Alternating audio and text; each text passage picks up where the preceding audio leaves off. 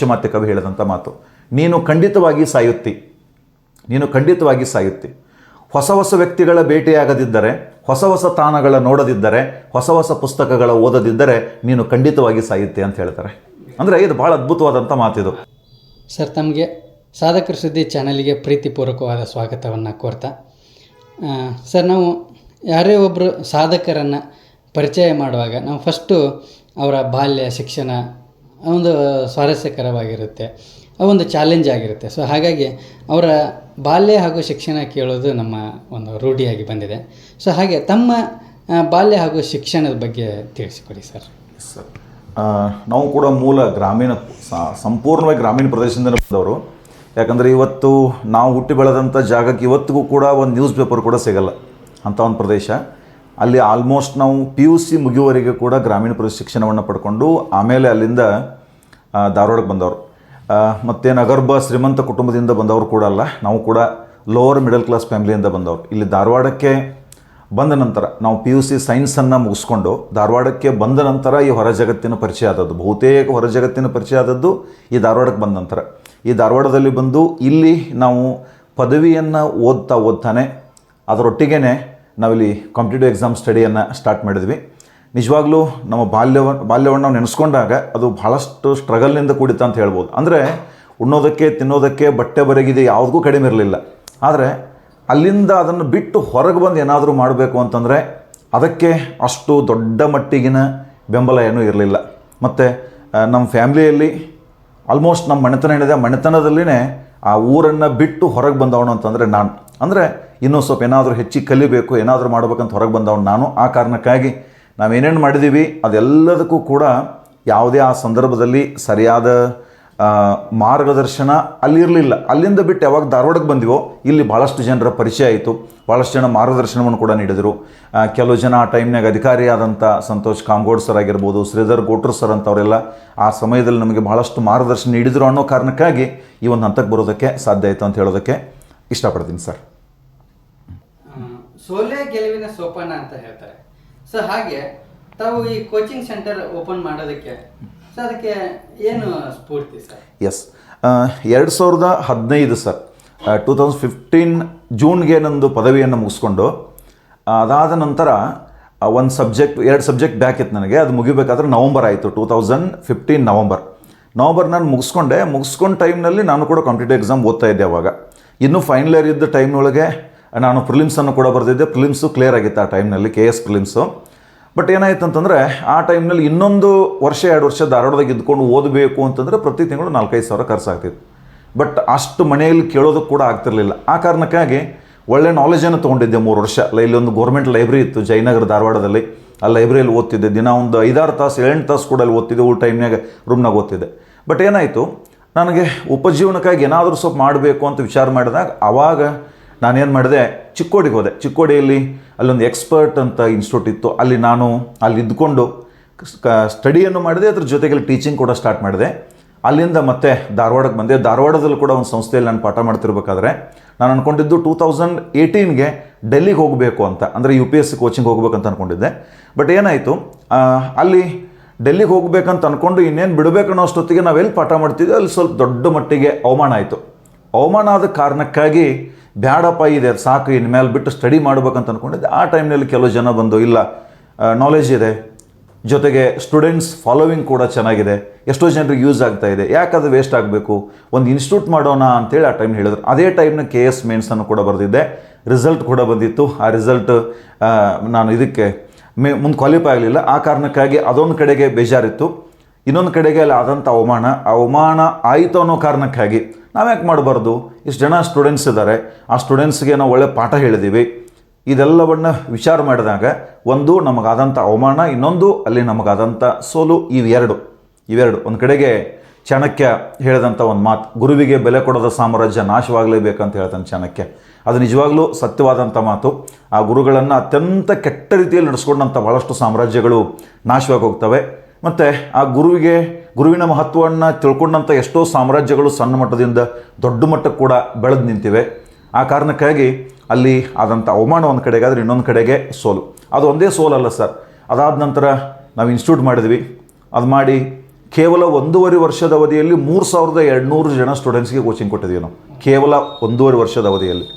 Lockdown ಆಯಿತು. Lockdown ಟೈಮ್ನಲ್ಲಿ ನಾವೆಲ್ಲ ಊರಿಗೆ ಹೋದಾಗ ದೊಡ್ಡ ಮಟ್ಟದಲ್ಲಿ ಗಲಾಟೆ ಆಯ್ತು. ಇಲ್ಲಿ ನಮ್ಮ ಕಡೆಯಿಂದ ಇನ್ಸ್ಟಿಟ್ಯೂಟನ್ನು ಕಿತ್ಕೊಳ್ಳೋಂಥ ಪ್ರಯತ್ನ ಆಯಿತು. ಅದರಲ್ಲಿ ಯಶಸ್ವಿ ಕೂಡ ಆಗ್ತಾರೆ. ನಾನು 1.5 ವರ್ಷದ ದುಡಿಮೆಯನ್ನು ₹1 ಕೊಡಲಾರ್ದೆ ನಮ್ಮನ್ನು ಅಲ್ಲಿಂದ ಹೊರಗೆ ಹಾಕ್ತಾರೆ. ಆಮೇಲೆ 2020 ಸೆಪ್ಟೆಂಬರ್ನಲ್ಲಿ, ಇಲ್ಲಿಗೆ ಈ ಸೆಪ್ಟೆಂಬರ್ಗೆ 5 ವರ್ಷ ಆಯಿತು.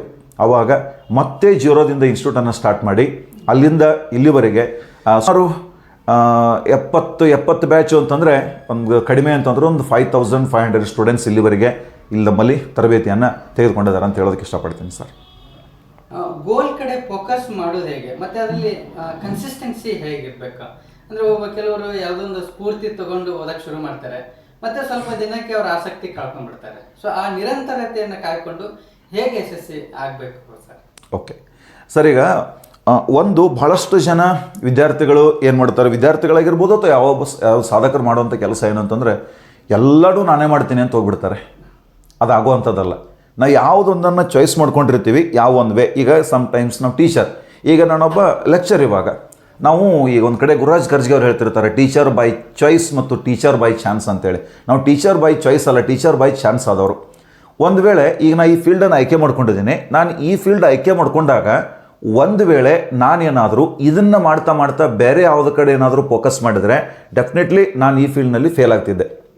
ಈ ಒಂದು ಕ್ಷೇತ್ರದಲ್ಲಿ ನಾವು ಸಕ್ಸಸ್ ಆಗಬೇಕು ಅಂತಂದರೆ ಮೊದಲಿಗೆ ನಿರ್ದಿಷ್ಟವಾದ ಒಂದು ಗುರಿ. ನಾನು ಬಹಳಷ್ಟು ಸಲ ವಿದ್ಯಾರ್ಥಿಗಳಿಗೆ ಹೇಳ್ತಿರ್ತೀನಿ, ಇದು 2025. ಬಟ್ ನಾನು ಇವಾಗ ಏನು ವರ್ಕ್ ಮಾಡ್ತಾ ಇದ್ದೀನಿ, ನಾನು ಮಾಡ್ತಾರೆ ಅಂತ ವರ್ಕು 2025ಕ್ಕಾಗಿ ನಾನು ಮಾಡ್ತಾ ಇಲ್ಲ, 2030ಕ್ಕೆ ನಾನು ಏನಿರಬೇಕು ಆ ಒಂದು ಉದ್ದೇಶ ಇಟ್ಕೊಂಡು, ಆ ಗುರಿ ಇಟ್ಕೊಂಡು ನಾನು ಇಲ್ಲಿ ಏನು ಮಾಡ್ತೇನೆ, ವರ್ಕ್ ಮಾಡ್ತಾ ಇದ್ದೀನಿ. ಓಕೆ, ಒಂದು ಕಡೆಗೆ ಹಗಲುಗನಸು ಅಂತ ಒಂದು ಪದವನ್ನು ಬಳಸ್ತೀವಿ ಇಲ್ಲಿ. ಹಗಲುಗನಸು, ಡೇ ಡ್ರೀಮಿಂಗ್ ಅಂತೇಳಿ. ಹಗಲುಗನಸು ಏನಂದರೆ ಭಾಳ ಈಸಿಯಾಗಿ ಅದನ್ನು ಡೆಫಿನೇಷನ್ ಕೊಡೋಕ್ಕಾಗಲ್ಲ. ಬಟ್ ನಾವು ಒಂದು ಸ್ವಲ್ಪ ಸರಳೀಕರಣ ಮಾಡುವಂಥ ಪ್ರಯತ್ನ ಮಾಡ್ತೀನಿ. ಗೋಲ್ ಅಂತ ನೀವು ಕ್ವಶನ್ ಕೇಳಿದ್ರಿ ಸರ್. ಇವಾಗ ಗೋಲ್, ಗುರಿ ಅಂತೇಳಿ ಒಬ್ಬ ಮನುಷ್ಯನಿಗೆ 2 ಥರ ಗೋಲ್ ಇರಬೇಕು. ಒಂದು ಲಾಂಗ್ ಟರ್ಮ್ ಗೋಲ್, ಇನ್ನೊಂದು ಶಾರ್ಟ್ ಟರ್ಮ್ ಗೋಲ್. ಎಕ್ಸಾಂಪಲ್, ನಾನು MLA ಆಗಬೇಕಂತ ಅಂದ್ಕೊಂಡೆ ಅಂದರೆ ಅದು ಲಾಂಗ್ ಟರ್ಮ್ ಗೋಲ್. ಆದರೆ ನಾನು MLA ಆಗಬೇಕು ಅಂತಂದರೆ ಬರೀ MLA ಆಗಬೇಕಂತಂದ್ರೆ ಆಗಲ್ಲ. ನಾನು ಇವತ್ತಿಂದನೇ ಹೋಗಿ ಜನರಿಗೆ ಭೇಟಿ ಆಗಬೇಕು, ಜನರ ಕಷ್ಟಗಳಿಗೆ ನಾನು ಸ್ಪಂದಿಸಬೇಕು, ಅವ್ರ ಜೊತೆಗೆ ನಾನು ನಿಂತ್ಕೊಳ್ಬೇಕು, ಅವ್ರ ವಿಶ್ವಾಸವನ್ನು ಗಳಿಸಬೇಕು. ಅದರ ಜೊತೆಗೆ ಆ MLA ಆಗೋದಕ್ಕೆ ಇನ್ನೂ ಏನೇನು ಬೇಕೋ ಅದೆಲ್ಲವನ್ನು ನಾನು ಗಳಿಸ್ಬೇಕು. ಮೊದಲಿಗೆ ಅದು ಹೆಸರು ಗಳಿಸೋದಾಗಿರ್ಬೋದು ಅಥವಾ ಮತ್ತೇನು ಬೇಕು ಎಲ್ಲವನ್ನು ಗಳಿಸ್ಬೇಕು. ಇದು ಶಾರ್ಟ್ ಟರ್ಮ್ ಗೋಲ್ಸ್. ಆದರೆ ಯಾವೊಬ್ಬ ವ್ಯಕ್ತಿ ಈ ಶಾರ್ಟ್ ಟರ್ಮ್ ಗೋಲ್ಸ್ ಬಗ್ಗೆ ವಿಚಾರ ಮಾಡಲಾರದೆ ಕೇವಲ ಲಾಂಗ್ ಟರ್ಮ್ ಗೋಲ್ ಬಗ್ಗೆ ಕೂತ್ಕೊಂಡು ವಿಚಾರ ಮಾಡ್ತಿರ್ತಾನೆ, ಇದನ್ನು ನಾವು ಡೇ ಡ್ರೀಮಿಂಗ್ ಅಂತ ಕರಿತೀವಿ.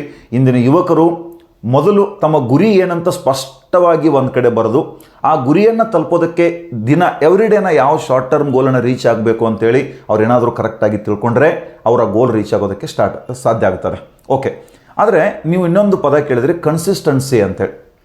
ಕನ್ಸಿಸ್ಟೆನ್ಸಿ ಮತ್ತು ಇನ್ನೊಂದು, ಯಾರೋ ಒಬ್ಬರು ಬಂದು ಒಂದು ಒಳ್ಳೆಯ ಸ್ಪೀಚ್ ಕೊಡ್ತಾರೆ, ನೀನು ಹಂಗಾಗ್ಬೇಕು, ಹಿಂಗಾಗ್ಲಿಲ್ಲ, ಅಗಾಧವಾದ ಶಕ್ತಿ ಇದೆ, ನೀನು ಸಮುದ್ರದ ಅಲೆಗಳನ್ನು ತಡೆದು ನಿಲ್ಲಿಸಬಲ್ಲೆ, ಬೆಂಕಿ ನಿನ್ನನ್ನು ಸುಡಲ್ಲ ಅಂತೇಳಿ ಈ ಮೋಟಿವೇಶನ್ಸ್ ಇರ್ತಾವಲ್ಲ, ಈ ಮೋಟಿವೇಶನ್ಸ್ ಆ ಟೈಮ್ನಲ್ಲಿ ಮಾತ್ರ ಒಂಥರ ಸ್ಪಾರ್ಕ್ ಅಷ್ಟೇ.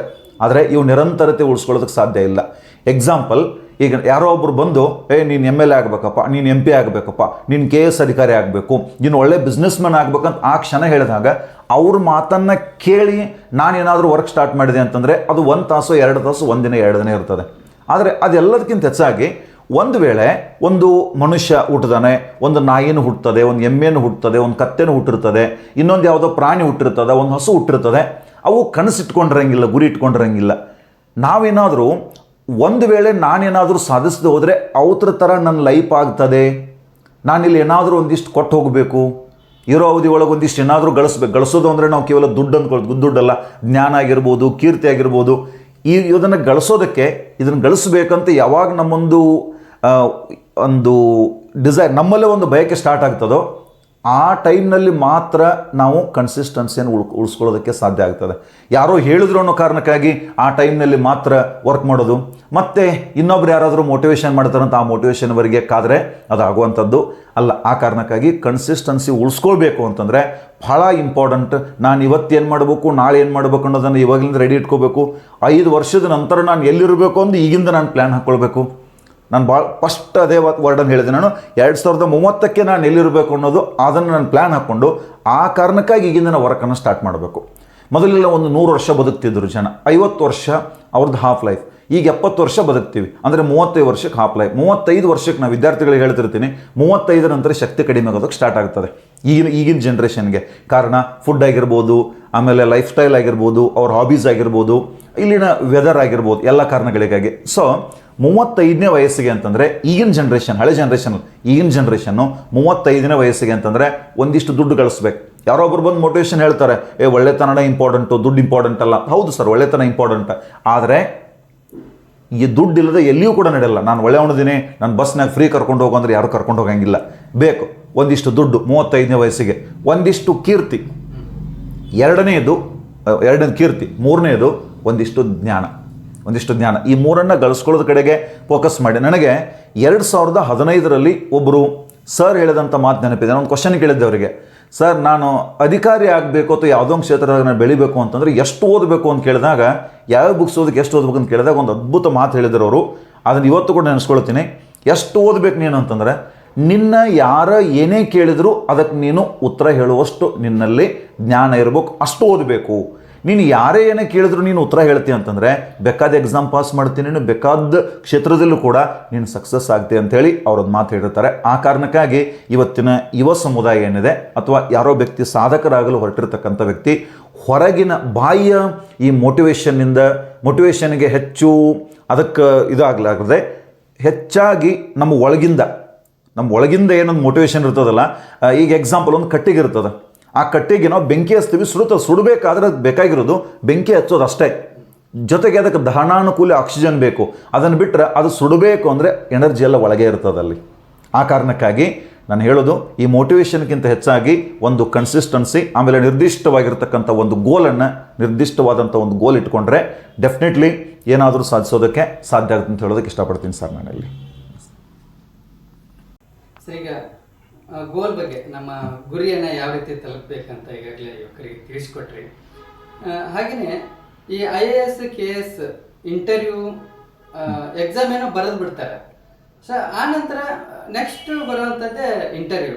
ಸೊ ಅದಕ್ಕೆ ಯಾವ ರೀತಿ ತಯಾರಿ ಮಾಡ್ಕೊಂಡಿರ್ಬೇಕು ಸರ್? ಸರ್, ಈಗ ಇಂಟರ್ವ್ಯೂ ಅನ್ನೋಕ್ಕಿಂತ ಅದನ್ನು ನಾವು ವ್ಯಕ್ತಿತ್ವ ಪರೀಕ್ಷೆ ಅಂತ ಹೇಳ್ಬೋದು ಸರ್. ಈಸಿಯಾಗಿ ಸಾಮಾನ್ಯವಾಗಿ ನಾವು ಕೆಲವೊಂದಿಷ್ಟು ಹೊರಗಡೆ ವಿದ್ಯಾರ್ಥಿಗಳಿಗೆ ಗೊತ್ತಾಗಲಿ, ಇಂಟರ್ವ್ಯೂ ಹೋದವ್ರು ಮಾತ್ರ ಗೊತ್ತಾಗಿರ್ತದೆ ಯಾವ ರೀತಿ ಪ್ರಶ್ನೆಗಳಿರ್ತಾವೆ ಅಂತೇಳಿ. ಬಟ್ ಕೆಲವೊಂದಿಷ್ಟು ಮಾಕ್ ಇಂಟರ್ವ್ಯೂಸಲ್ಲಿ ನೋಡಿರ್ತೀವಿ. ಮಾಕ್ ಇಂಟರ್ವ್ಯೂಸಲ್ಲಿ ನಾವು ನೋಡಿದಾಗ ಸಿಂಪಲ್ಲಾಗಿ ನಾವು ಹೇಳಬೇಕು ಅಂತಂದ್ರೆ ಅಲ್ಲಿ ಬರ್ತಕ್ಕಂಥ ಪ್ರಶ್ನೆಗಳು ನಾವು ಏನು ಓದಿದ್ದೀವಿ ಅನ್ನೋದಕ್ಕಿಂತ ಹೆಚ್ಚಾಗಿ ನಾವು ಏನು ಅದೀವಿ, ನಮ್ಮ ವ್ಯಕ್ತಿತ್ವ ಏನು ಅನ್ನೋದೇ ಅಲ್ಲಿ ಪ್ರಮುಖವಾದಂಥ ಪ್ರಶ್ನೆಗಳಾಗಿರ್ತವೆ. ಎಕ್ಸಾಂಪಲ್, ಇತ್ತೀಚೆಗೆ ಒಬ್ಬರು ಬೀರ್ದೇವ್ ಡೋಣಿ ಅಂತಕ್ಕಂಥ ಯುವಕ IPS ಆದ್ರೆ ನಿಮಗೆಲ್ಲ ಗೊತ್ತಿರ್ಬೋದು ಸರ್. ಆ ಬೀರ್ದೇವ್ ಡೋಣಿ ಒಂದಿಷ್ಟು ಇಂಟರ್ವ್ಯೂಗಳು ನಾನು ನೋಡಿದೆ. ಆತ ಹೊರಗೆ ಬಂದ ನಂತರ ಕೆಲವು ಚಾನಲ್ಗಳು ಕೊಟ್ಟಂಥ ಇಂಟರ್ವ್ಯೂ ನೋಡಿದಾಗ ಅಲ್ಲಿ ಹೆಚ್ಚಿಗೆ ಆತನ ವಿಷಯದ ಬಗ್ಗೆ ಏನೂ ಕೇಳಿಲ್ಲ. ಆತನ ಫ್ಯಾಮಿಲಿ ಬ್ಯಾಕ್ಗ್ರೌಂಡು ಒಂದು ಕುರಿಗಾಯಿ ಮನೆತನ ಆಗಿರೋದ್ರಿಂದಾಗಿ ಆತನಿಗೆ ಬಂದಂಥ ಬಹುತೇಕ ಪ್ರಶ್ನೆಗಳು ಅಬೋ 50% ಕ್ವಶನ್ಸ್ ಸಂಬಂಧಪಟ್ಟದ್ದು ಅವರ ಮನೆತನದ ಉದ್ಯೋಗಕ್ಕೆ ಸಂಬಂಧಪಟ್ಟಂಥ ಪ್ರಶ್ನೆಗಳು. ಸಾಮಾನ್ಯವಾಗಿ ನಾನು ಏನಾದರೂ ಪ್ರಶ್ನೆ ಅಲ್ಲಿ ನಾನು ಪರಿಚಯ ಮಾಡ್ಕೊಳ್ಳುವಂಥ ಸಂದರ್ಭದಲ್ಲಿ ಏನಾದರೂ ನಾನು ಯಾವುದೋ ಒಂದು ವಿಷಯವನ್ನು ನಾನು ಮಾತಾಡಿದೆ ಅಂತಂದರೆ ಅದರ ಸುತ್ತನೇ ಹೆಚ್ಚಿನ ಪ್ರಶ್ನೆಗಳನ್ನು ಕೇಳ್ತಿರ್ತಾರೆ. ಎಕ್ಸಾಂಪಲ್, ಒಬ್ಬ ಹಾವೇರಿಯಿಂದ ಒಂದು ಹುಡುಗ, ಹಿಂದೆ PSI ಇಂಟರ್ವ್ಯೂ ಇತ್ತು ಸರ್, ಈಗಿಲ್ಲ. ಅಂದರೆ ಸುಪ್ರೀಂ ಕೋರ್ಟ್ ಒಂದು ಆರ್ಡರ್ ಐತೆ, ಏನಂದರೆ C ಮತ್ತು D ಗ್ರೂಪ್ ಜಾಬ್ಗಳಿಗೆ ಸಂದರ್ಶನ ಇರಬಾರ್ದು ಅಂಥೇಳಿ. ಆ ಕಾರಣಕ್ಕಾಗಿ ತೆಗೆದುಹಾಕಿದ್ರು. ಒಬ್ಬ ಹುಡುಗ, ಹಾವೇರಿ ಹುಡುಗ, ಇಂಟರ್ವ್ಯೂಗೆ ಹೋದ ಟೈಮ್ನೆಲ್ಲ ಆತನ ಕ್ವಶನ್ ಕೇಳ್ತಾರೆ, ನೀನು ಪರಿಚಯ ಮಾಡ್ಕೋ ಯಾವ ಜಿಲ್ಲೆ ಏನಂತೆಲ್ಲ. ಆತ ಹೇಳ್ತಾನೆ ಹಾವೇರಿ ಅಂತೆಲ್ಲ ಹೇಳಿದ ನಂತರ, ಪರಿಚಯ ಆದ ನಂತರ ಆತನ ಜಿಲ್ಲೆಯಲ್ಲಿ ಇರತಕ್ಕಂಥ ನದಿಗಳ ಬಗ್ಗೆ ಆತ ಮಾತಾಡಿದಾಗ ವರದಾ ನದಿ ಬಗ್ಗೆ ಹೇಳ್ತಾನೆ. ವರದಾ ನದಿ ಬಗ್ಗೆ ಹೇಳಿದಾಗ ನೆಕ್ಸ್ಟ್ ಕ್ವಶನ್ ಕೇಳ್ತಾರೆ, ಆ ವರದಾ ನದಿ ವಿಶೇಷತೆ ಏನು ಅಂತೇಳಿ. ಸುಮ್ಮನೆ ಕೇಳಿದಂಥ ಕ್ವಶನ್ ಅದು ಭಾಳ ವಿಶೇಷತೆ ಏನಿಲ್ಲ, ಒಂದು ನದಿಗೆ ಉಪನದಿ ಅಷ್ಟೇ. ಓಕೆ, ಆವಾಗ ಹೇಳ್ತಾನೆ ಆ ಹುಡುಗ, ಆ ನದಿದ ವಿಶೇಷತೆ ಅಂತ ಏನಿಲ್ಲ, ಆ ನದಿ ಎಲ್ಲ ನದಿಗಳಂತ ಒಂದು ನದಿ ಅಷ್ಟೇ, ಅದು ಈ ನದಿ ಉಪನದಿ ಅಂತ ಅಷ್ಟೇ ಹೇಳ್ತಾನೆ. ಒಂದು ವೇಳೆ ನಾವು ಅಲ್ಲಿ ಏನಾದರೂ ಸುಮ್ಮನೆ ಏನೋ ಕೇಳಿದಾರ ಅನ್ನೋ ಕಾರಣಕ್ಕೆ ಏನಾದರೂ ಹೇಳೋದಕ್ಕೆ ಹೋದರೆ ಅದು ತಪ್ಪಾಗ್ತದೆ. ಕೆಲವು ಟೈಮಲ್ಲಿ ಒಬ್ಬ ಹುಡುಗ ಇಂಟರ್ವ್ಯೂ ಕೋ ಟೈಮ್ನಾಗ ಕೇಳ್ತಾರಂತ, ನಮ್ಮ ಡಿಪಾರ್ಟ್ಮೆಂಟ್ನಲ್ಲಿ RMS ಅಂತ ಒಂದು ಸಿಸ್ಟಮ್ ಇದೆ, ಅದ್ರ ಬಗ್ಗೆ ನಿನಗೇನು ಗೊತ್ತು ಅಂತ ಕೇಳ್ತಾರೆ.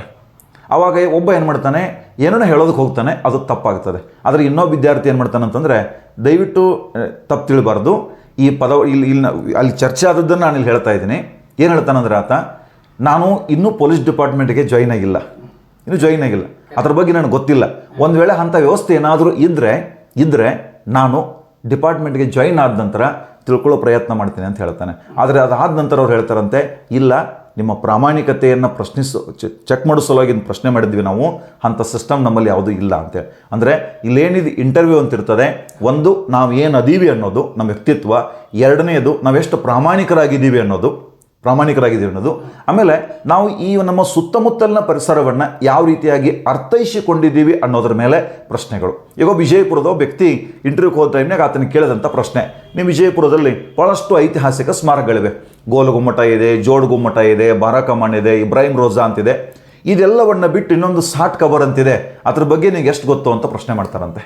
ಸಾಟ್ ಕಬರ್ ಅಂದರೆ, ಸಾಟ್ ಕಬರ್ ಅಂತಂದಾಗ ಎಲ್ಲರೂ ಏನು ಮಾಡ್ತಾರೆ, ಇದೆಲ್ಲ ತಿಳ್ಕೊಂಡು ಹೋಗಿರ್ತಾರೆ, ಅದನ್ನು ಬಿಟ್ಟು ಹೊಸದನ್ನು ಕೇಳ್ತಾರೆ. ಸಾಟ್ ಕಬರ್ ಅಂತಂದರೆ ಅಫ್ಜಲ್ ಖಾನ್, ಛತ್ರಪತಿ ಶಿವಾಜಿ ಮಹಾರಾಜರ ಕೈಯಾಗ ಹತ್ಯೆ ಆದಂಥ ಒಬ್ಬ ಅಫ್ಜಲ್ ಖಾನ್ ಅಂತ ಸೇನಾಪತಿ, ವಿಜಾಪುರದ ಸುಲ್ತಾನ್ನ ಸೇನಾಪತಿ, ಅವನು ತನ್ನ 60 ಜನ ಹೆಂಡತಿಯರನ್ನ ಕೊಂದು ವಿಜಾಪುರದಾಗ ಒಂದು ಕಡೆ ಸಮಾಧಿ ಮಾಡಿದಾನೆ, ಸಾಟ್ ಕಬರ್ ಅಂತ ಕರೀತಾರೆ. ಇದೆಲ್ಲವನ್ನು ಬಿಟ್ಟು ಅದನ್ನು ಕೇಳ್ತಾರೆ, ಪ್ರಶ್ನೆಯನ್ನು ಕೇಳ್ತಾರೆ ಅವರು. ಅಂದರೆ ಇದು ಒಂದು, ನಮ್ಮ ಪರಿಸರವನ್ನು ಯಾವ ರೀತಿ ಅರ್ಥೈಸಿಕೊಂಡಿದ್ದೀವಿ, ಎರಡನೇದು ಅತಿ ಮುಖ್ಯವಾಗಿರ್ತಕ್ಕಂಥದ್ದು ನಮ್ಮ ವ್ಯಕ್ತಿತ್ವ ಏನಿದೆ, ಆಮೇಲೆ ಇನ್ನೊಂದು ಏನಂತಂದರೆ ನಾವೆಷ್ಟು ಪ್ರಾಮಾಣಿಕರಾಗಿದ್ದೀವಿ ಅನ್ನೋದನ್ನೇ ಅಲ್ಲಿ ಪರೀಕ್ಷೆ ಮಾಡ್ತಾರೆ. ಆ ಕಾರಣಕ್ಕಾಗಿ ಹೆಚ್ಚೆಚ್ಚು ದಿನಪತ್ರಿಕೆಗಳು ಈ ದಿನಪತ್ರಿಕೆ ಓದೋದ್ರಿಂದಾಗಿ ಒಂದು ಕಡೆ ಕುವೆಂಪು ಹೇಳಿದಂಥ ಒಂದು ಮಾತು ಇದೆ. ಏನು ಹೇಳ್ತಾರೆ ಅವರು, ನೀನು ಕುವೆಂಪು ಅಲ್ಲ, ನೆರೂಡ ಹೇಳಿದಂಥ ಮಾತು, ಕುವೆಂಪುರದ್ದು ಇಲ್ಲಿ ಕನ್ನಡಕ್ಕೆ ತರ್ತಾರೆ. ನೆರೂಡ ಅಂತ ಒಬ್ಬ ಪಾಶ್ಚಿಮಾತ್ಯ ಕವಿ ಹೇಳಿದಂಥ ಮಾತು, ನೀನು ಖಂಡಿತವಾಗಿ ಸಾಯುತ್ತಿ.